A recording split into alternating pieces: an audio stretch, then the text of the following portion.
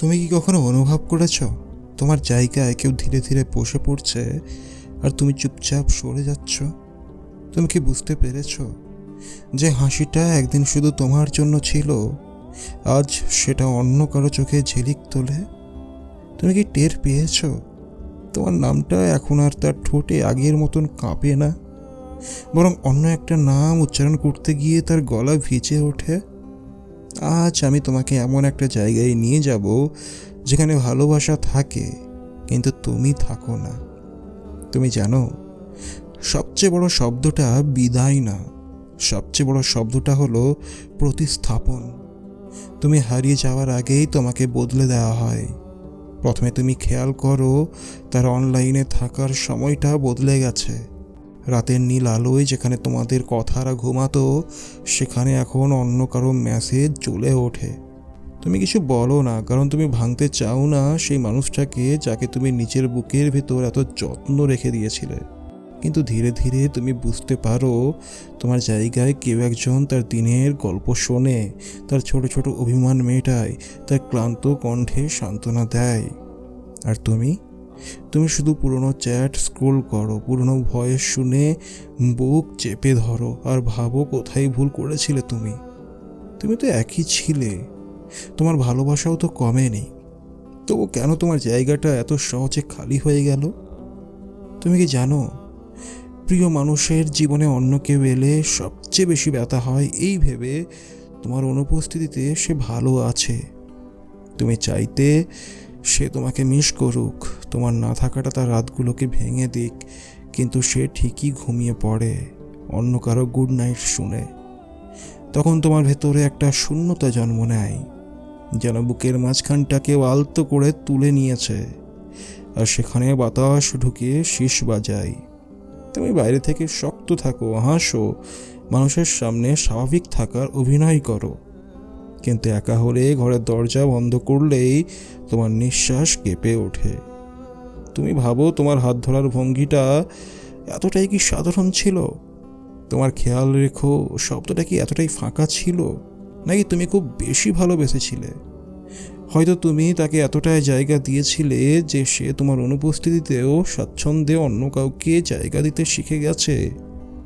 তুমি জানো, ভালোবাসা হারানো যতটা কষ্টের, তার চেয়েও বেশি কষ্টের হলো দেখা তোমার ভালোবাসা এখন অন্য কারোর জন্য ফুটে উঠেছে।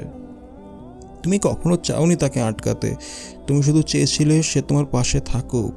কিন্তু আজ তুমি দূর থেকে দেখো সে কারোর সাথে হাসছে, কারোর সাথে ভবিষ্যৎ নিয়ে কথা বলছে, কারোর সাথে স্বপ্ন আঁকছে। আর তুমি তুমি সেই স্বপ্নের ভাঙা কাঁচের ওপর দাঁড়িয়ে আছো, রক্ত ঝরছে তবু চিৎকার করছো না, কারণ তুমি তাকে দোষ দিতে পারো না। ভালোবাসা তো জোর করে হয় না। কিন্তু তবুও তোমার বুকের ভেতর একটা প্রশ্ন বারবার ওঠে, আমি কি এতটাই সহজে ভুলে যাওয়ার মতো ছিলাম?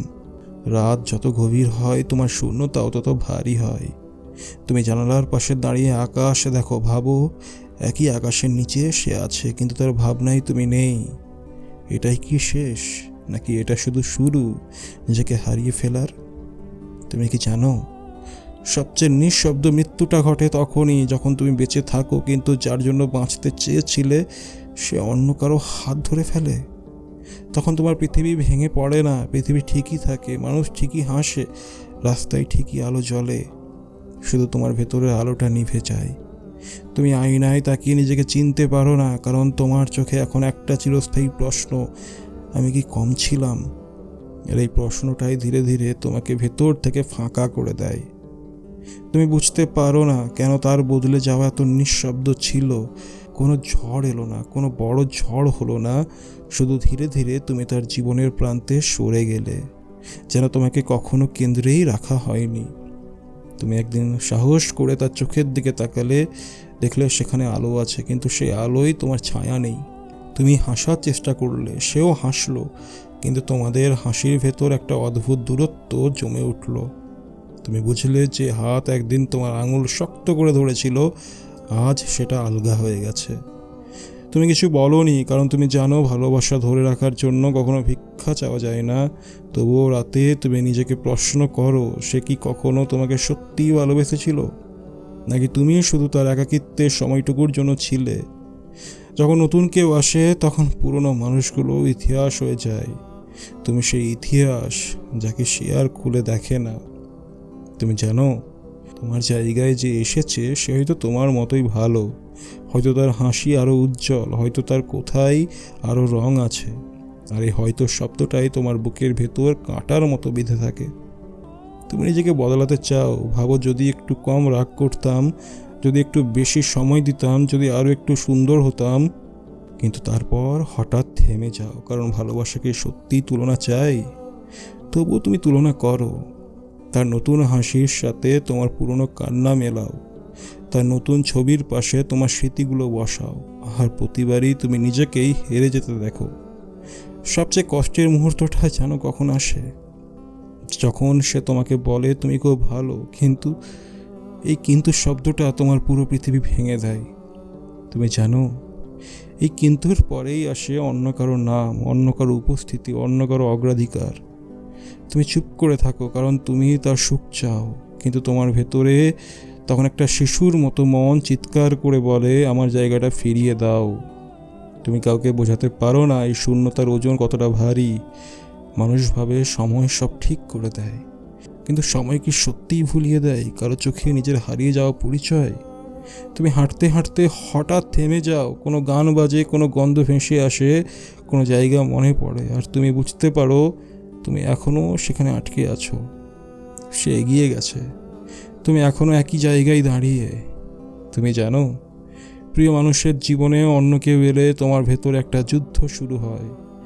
একটা অংশ বলে ছেড়ে দাও, আর একটা অংশ কাঁদতে কাঁদতে বলে একটু থাকো।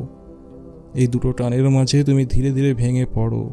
তুমি নিজেকে শক্ত দেখাও, কিন্তু একা হলে বালিশ ভিজে যায়। তুমি কাউকে বলতে পারো না তোমার বুকের ভেতর প্রতিদিন একটা শূন্য ঘর তৈরি হচ্ছে। সেই ঘরে নেই কোনো শব্দ, নেই কোনো আলো, শুধু তোমার নিঃশ্বাসের ভারী আওয়াজ। তুমি কখনো ভাবোনি তোমার জায়গায় অন্য কেউ এত সহজে বসে যাবে?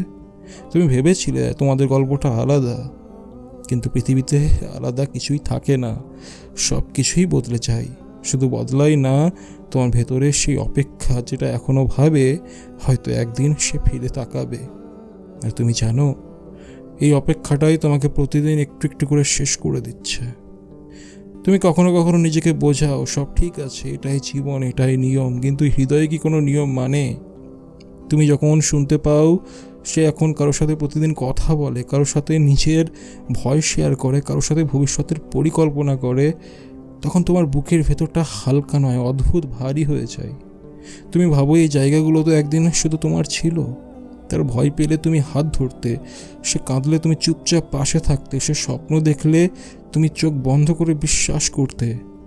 আজ সে অন্য কারো ওপর ভরসা রাখে, আর তুমি বুঝতে পারো তোমার জায়গাটা শুধু খালি হয়নি, তোমার জায়গাটা পূরণ হয়ে গেছে। এই পূর্ণতার মাঝেই তোমার সবচেয়ে বড় শূন্যতা। তুমি জানো, কেউ তোমাকে সরাসরি বলেনি তুমি আর প্রয়োজনীয় নও, কিন্তু আচরণ কখনো কখনো শব্দের থেকেও বেশি স্পষ্ট হয়। তুমি মেসেজ দাও, উত্তর আসে দেরিতে, তুমি ফোন করো, কথা শেষ হয় তাড়াতাড়ি, তুমি গল্প শুরু করো, সে মাঝপথে হারিয়ে যায়। আর তুমি বুঝতে পারো তোমার গুরুত্বটা ধীরে ধীরে কমে যাচ্ছে। তুমি আয়নার সামনে দাঁড়িয়ে নিজেকে জিজ্ঞেস করো আমি কি এতটাই সহজ ছিলাম, এতটাই বদলানো যায়?